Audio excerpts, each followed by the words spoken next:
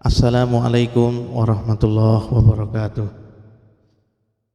Alhamdulillahilladzi arsala rasulahu bil huda wa dinil haqq liyudhhirahu 'alad dini kullih wa kafa billahi syahida.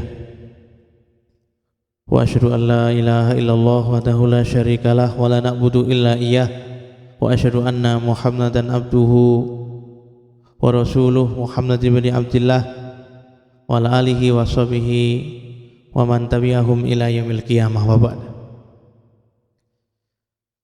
Kawan-kawan yang dirahmati Allah Subhanahu wa taala, kita panjatkan puji dan syukur kehadiratnya. Kita dipertemukan dalam keadaan sehat wal afiat insyaallah taala pada mata kuliah Tahsinul Quran. Ini adalah pertemuan yang ketiga ya dari mata kuliah kita, mata kuliah tahsin, karena minggu kemarin hari Jumat tanggal merah kita libur, sehingga ini adalah pertemuan yang ketiga.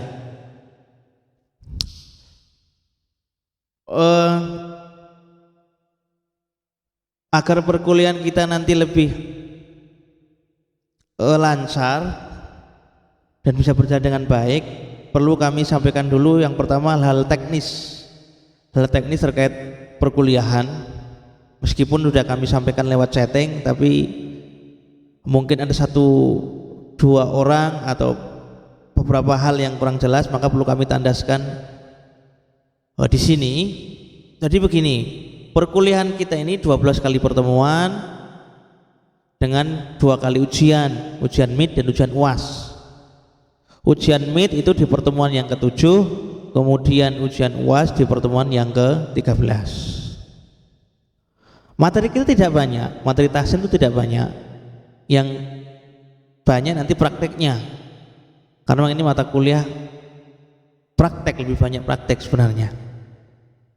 Nah, kemudian hal-hal yang kurang jelas silakan disampaikan WA pribadi boleh, mau di grup boleh, pokoknya kawan-kawan namanya belajar, share saja, mudah saja, bebas, tidak usah ada rasa canggung dan sebagainya.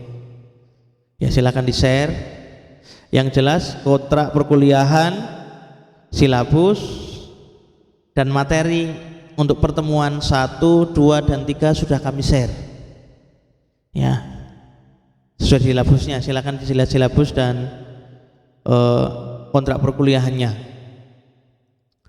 Untuk materi nanti kita mengalir saja, artinya mana yang dulu dibahas, menyesuaikan kebutuhan dan keadaan saja. Jadi kita bahas yang mana itu nanti menyesuaikan saja, tidak usah dibuat terlalu kaku sebagaimana di kontrak.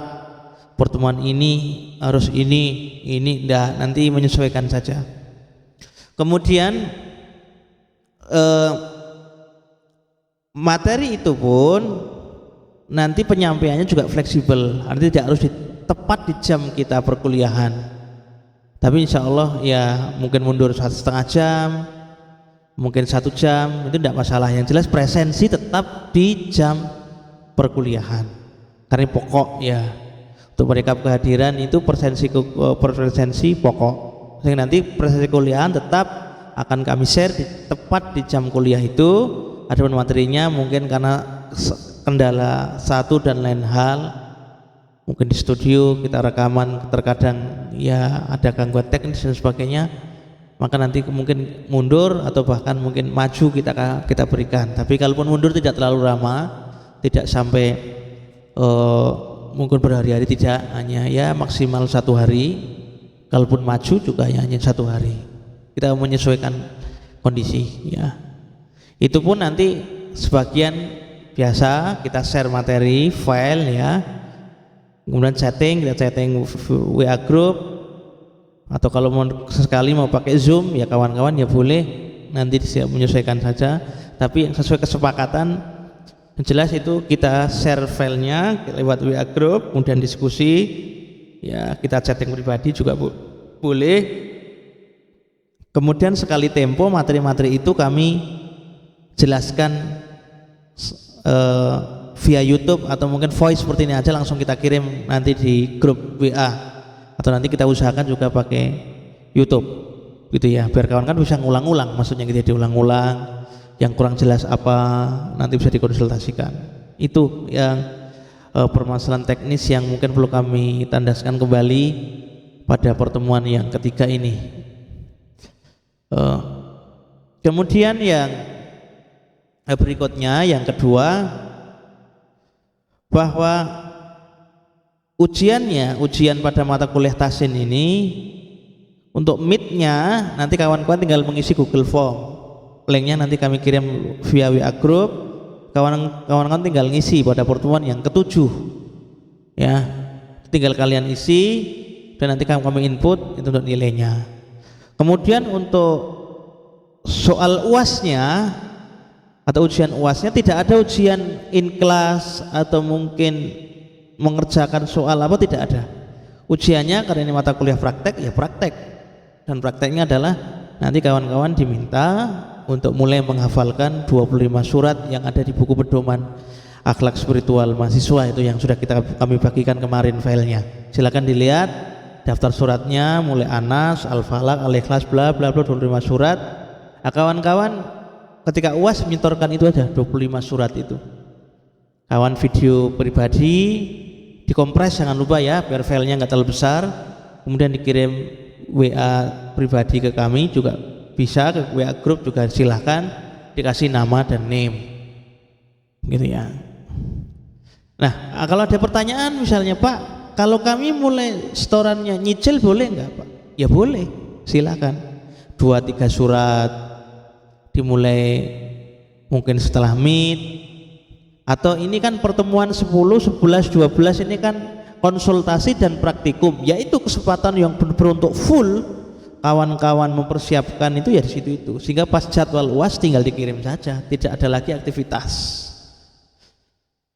Kalau ada lagi yang bertanya, Pak, kalau kami pengen store-nya mulai minggu depan, boleh tidak, Pak? Ya boleh. Kalau memang udah merasa siap ya silakan saja.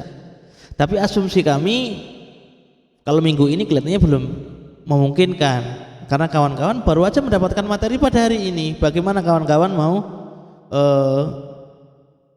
setoran dan sebagainya, ya ilmunya berarti belum ada, kan begitu ya. Itu yang kedua. Kemudian yang ketiga, sebagai awalan bahwa perkuliahan ke tahsin kita, yang namanya tahsinul Quran ini kan membahas sesuatu yang sangat besar, karena kalamullah ya, Al-Quran kalamullah. Al-Quran itu adalah kalam Allah, sehingga memang ini sesuatu yang mulia dan sesuatu yang sangat luhur.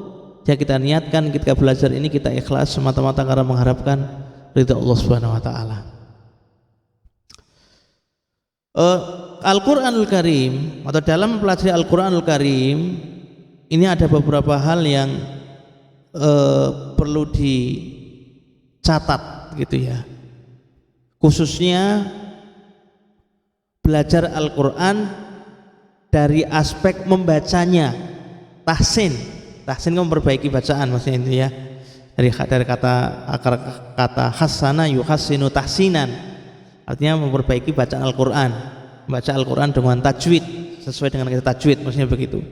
Nah, dalam mempelajari Al-Quran, khususnya dalam hal bacaan, itu ada beberapa hal yang perlu dicatat oleh kita semuanya, dan itu tolong jadikan pedoman atau pondasi dasar ketika kita melangkah mempelajari Al-Quran untuk ke depan dan ke depannya. Ada 3 poin. Ini ada 3 poin terkait dengan catatan, hal yang perlu dicatat terkait untuk sebagai awalan kita dalam belajar pada mata kuliah tahsin atau mata kuliah membaca Al-Quran ini. Yang pertama, bahwa belajar Al-Quran ini semata-mata untuk mengharapkan ridha Allah Subhanahu wa taala, ikhlas, semata-mata ridha Allah Subhanahu wa taala, dan harus istiqomah, konsisten dalam belajar. Kenapa perlu kami sampaikan demikian? Karena belajar Al-Quran pada hakikatnya adalah mendekatkan diri, merupakan ibadah dan merupakan jihad fisabilillah, sehingga harus diniatkan semata-mata mengharapkan ridha Allah Subhanahu wa taala.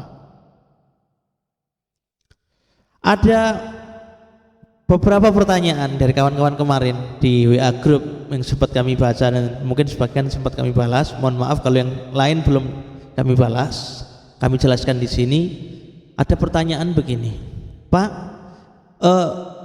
ketika kita membaca Al-Quran kemudian salah, berdosakah Pak?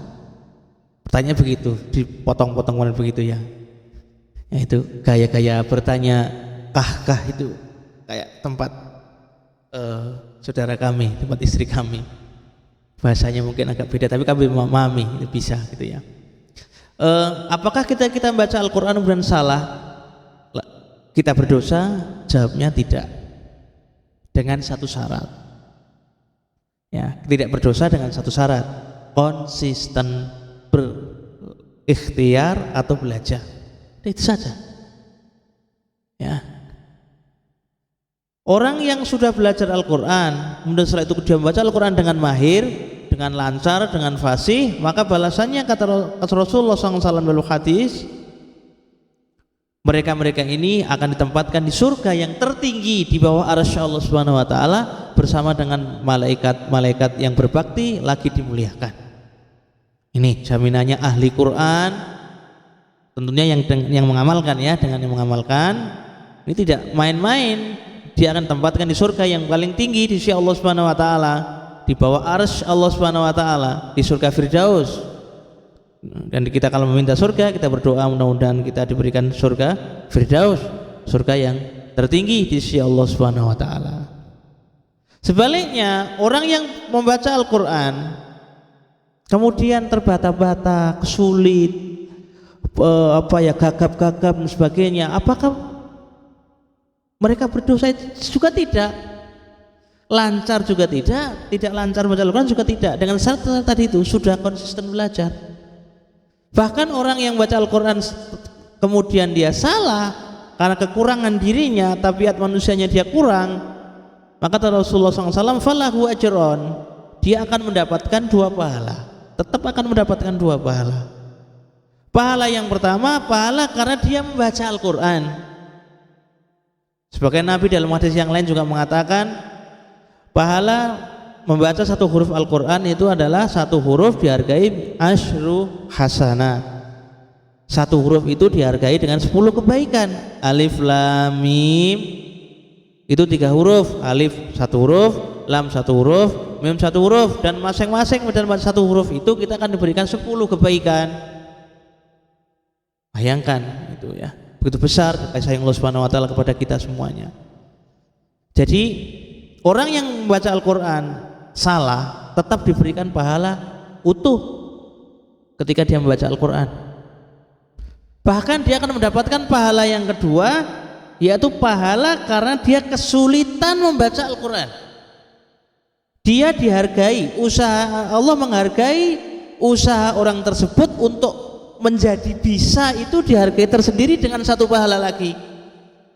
Jadi setiap kita membaca Al-Quran dalam keadaan gagap-gagap, terbata-bata, kesulitan, itu sedetik itu juga kita langsung diberikan, artinya langsung diberikan reward oleh Allah Subhanahu Wa Taala, 2 balasan, 2 pahala. Pahala karena kita membaca, yang kedua pahala karena kita merasa kesulitan, sudah berusaha untuk bisa tapi masih sulit, itu dihargai. Kondisi yang demikian dihargai dengan pahala tersendiri dari Allah Subhanahu Wa Taala.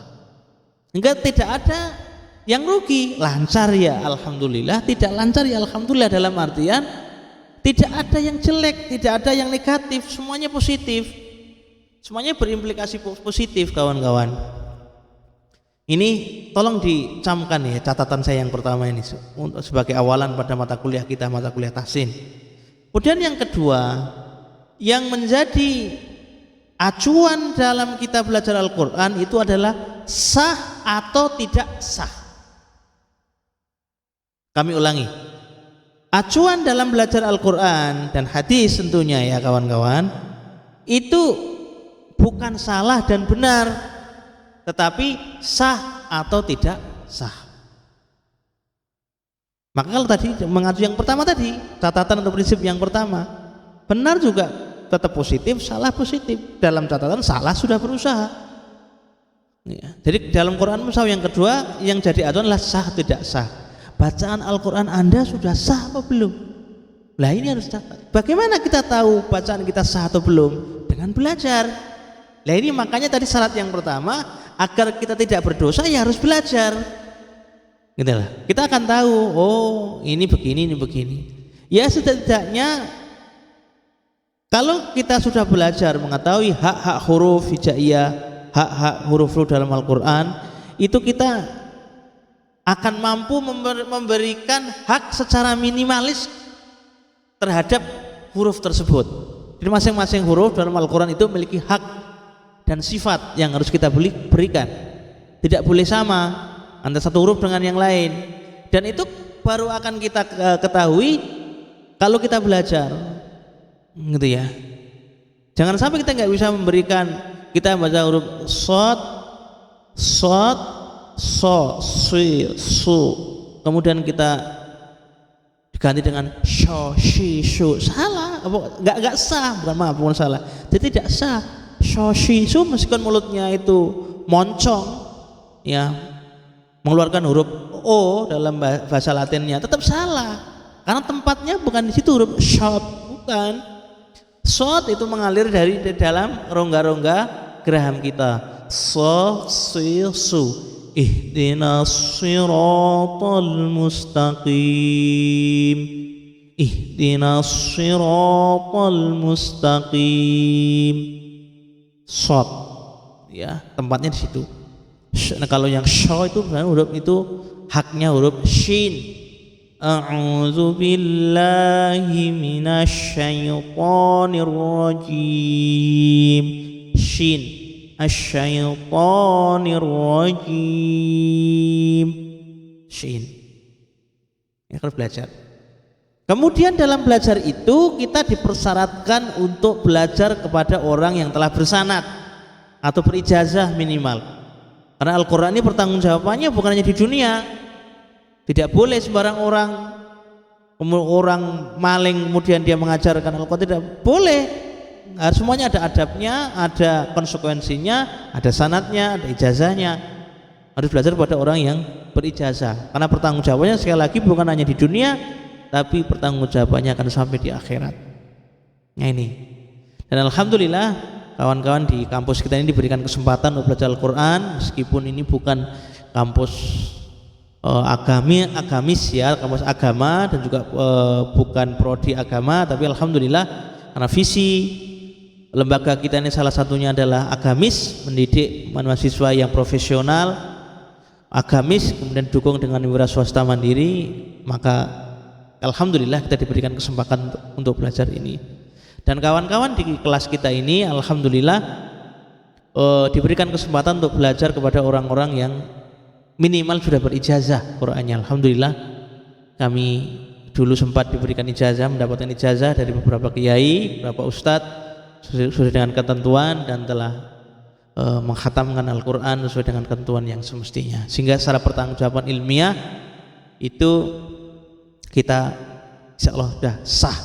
Meskipun mesti di antara kita karena satu dan lain hal ada kekurangan, ya itu dengan ada hubungannya dengan catatan saya yang ketiga dalam belajar Al-Quran. Catatan saya yang terakhir bahwa Al-Quran ini atau huruf-huruf hijaiyah ini memiliki bacaan Al-Quran ini memiliki sanad, jalur sanad ataupun qiraat yang sangat banyak, sangat beragam, sehingga jangan terlalu kaget kok ada itu, kok ini begini. Tidak masalah, yang penting masing-masing bisa tadi itu jalur sanadnya jelas, oh ijazahnya jelas, oh dari Pak Kiai ini, dari sampai Rasulullah SAW, itu bisa dipertanggungjawabkan, ada silsilahnya, ada jalurnya kawan-kawan. Tidak seperti orang belajar komputer atau yang lain, pokoknya belajar nggak tahu ilmunya curian, nggak bisa. Dalam Al-Quran harus ada jalurnya. Tidak sama-sama masih dalam satu kiroah, tapi sanadnya mungkin lain. Ada satu bacaan Quran yang berbeda, jangan terlalu kaget. Misalnya surat Al-Fatihah kita ambil ya, pada ayat Maliki Yaumiddin, ada yang membacanya, kita sering mendengar, dan ini yang umum mungkin ya kalau di kita, tapi enggak juga sebenarnya, semuanya umum, cuman kita aja yang belum tahu gitu ya. Ketika membaca Ar-Rahmanir Rahim, kemudian ayat yang Maliki Yaumiddin ya, Maliki Yaumiddin, Maliki Yaumiddin, Maliki Yaumiddin. Bacaan memnya panjang, Maliki ya, Maliki, Maliki Yaumiddin ya, itu panjang bacaannya. Ada lagi bacaan yang memnya pendek, Ar-Rahmanir Rahim, Maliki Yaumiddin, Maliki Yaumiddin. Itu bacaannya pendek. Apa salah? Tidak salah. Dalam Al-Quran hanya kenal sah atau tidak sah dalam kaidah belajar Al-Quran, dan semuanya sah. Jadi dipertanggungjawabkan secara ilmiah, ada jalur sanadnya, ada ijazahnya, qiraatnya jelas, ini qiraat siapa, jalur siapa, dan semuanya bersambung sampai Rasulullah Sallallahu Alaihi Wasallam. Ini untuk pertemuan kita pada ini pertemuan yang pertama, untuk membahas pertemuan yang pertama, dan insya Allah nanti materi berikutnya akan kita sampaikan. Mudah-mudahan ini semua jadi perhatian dari kita semuanya, mampu kita camkan dan mau kita amalkan dalam kehidupan kita sehari-hari, karena kata Rasulullah SAW, khairukum man ta'allamal Qur'an wa 'allamah, sebaik-baik diri kalian adalah yang belajar Al-Quran dan mengamalkannya. Dan meskipun kondisi kita demikian, masih pandemi dan sebagainya, itu bukan alasan bagi kita semuanya. Kita harus tetap kreatif, tetap inovatif, semangat, dan yakinlah setiap kebaikan itu walaupun sedikit akan dihargai oleh Allah Subhanahu wa taala, dan kita harus konsisten di dalamnya. Sedangkan keburukan walaupun sedikit harus kita tinggalkan, karena sesuatu yang dosa walaupun sedikit kalau terus kita lakukan menjadi sesuatu yang sangat besar. Maka para ulama ada yang mengatakan la tahqironna shaghiratan fa innal jibala minal khassa. Janganlah kau remehkan sesuatu yang kecil, karena sesuatu yang besar, gunung yang besar itu berawal atau berasal dari kerikil-kerikil yang sangat kecil. Dan ulama yang lain ada yang mengungkapkan tidak ada dosa besar kalau itu dilakukan sekali, dua kali langsung kemudian tobat, tapi tidak ada istilah dosa kecil kalau itu dilakukan secara terus-menerus. Sesuatu yang kecil itu jika dilakukan secara terus-menerus itu akan menjadi sesuatu yang besar dan akan menjadikan dampak yang buruk bagi kehidupan kita dunia dan akhirat.